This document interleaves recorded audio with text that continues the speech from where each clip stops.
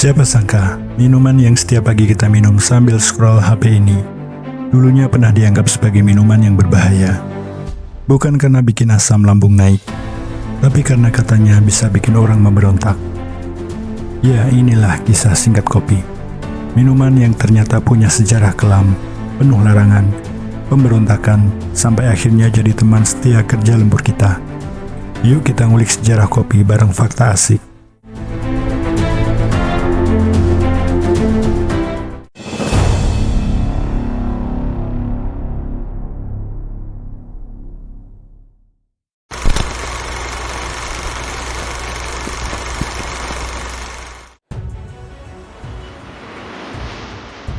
Cerita kopi pertama kali dimulai dari Ethiopia, Afrika Timur. Legenda paling terkenal menceritakan tentang Kaldi, si pengembala kambing. Suatu hari, Kaldi melihat kambing-kambingnya loncat-loncat dan menjadi hiperaktif setelah makan buah merah dari sebuah pohon liar. Kaldi pun penasaran. Dia cobalah buah tadi, dan beneran dia jadi melek dan semangat. Dari situ, kopi dibawa ke Arab, khususnya Yaman. Di sanalah kopi pertama kali diseduh menjadi minuman panas. Terus populer di masjid dan madrasah karena membantu orang kuat begadang buat belajar agama dan filsafat.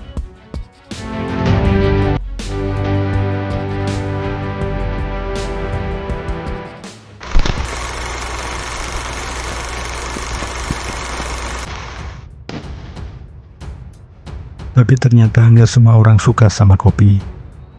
Di abad ke-16, Kekaisaran Ottoman alias Turki Utsmani sempat melarang kopi dengan keras. Alasannya orang-orang terlalu banyak ngumpul di kedai kopi.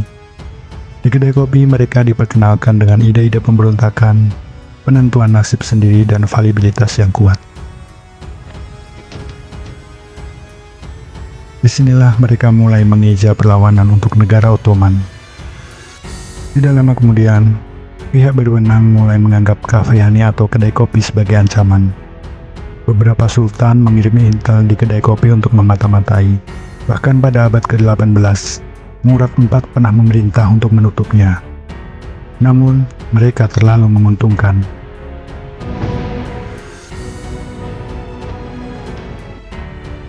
Kopi itu bukan sekedar minuman, tapi alat penyebar ide-ide yang dianggap berbahaya pada masa itu.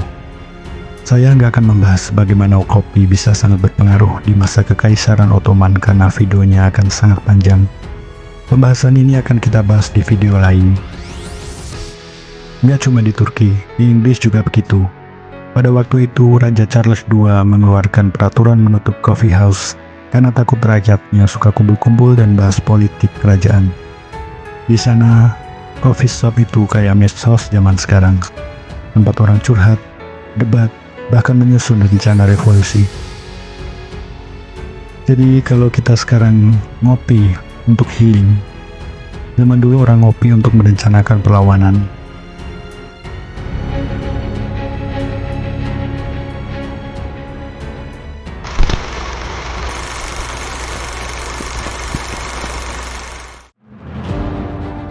Nah, terus gimana ceritanya kopi bisa sampai ke Indonesia?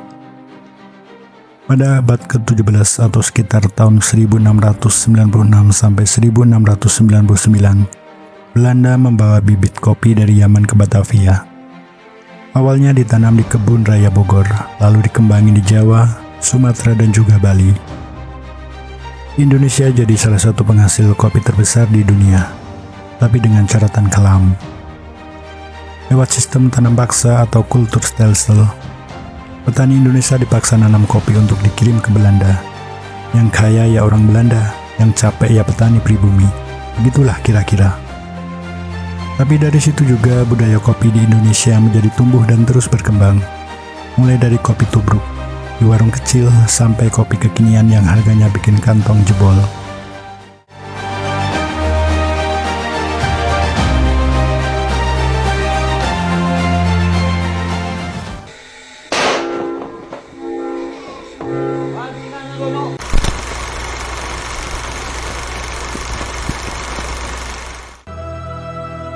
Oh iya, ada beberapa fakta unik soal kopi.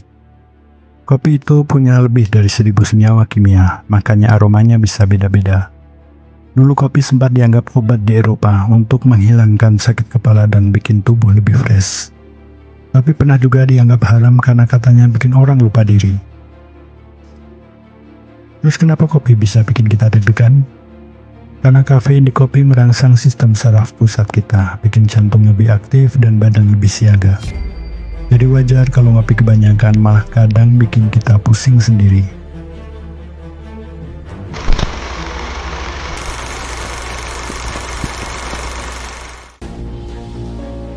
Jadi minuman yang awalnya ditemukan sama kambing loncat-loncat ini sekarang jadi minuman sejuta umat. Dari minuman para pemberontak sampai jadi teman lukas dan lembur, kopi sudah menemani manusia berabad-abad lamanya. Nah, kalau kalian sendiri tim apa nih? Kopi hitam tubruk, latte, atau saset 2000-an yang ngaduk masih pakai bungkusnya? Tulis di kolom komentar ya.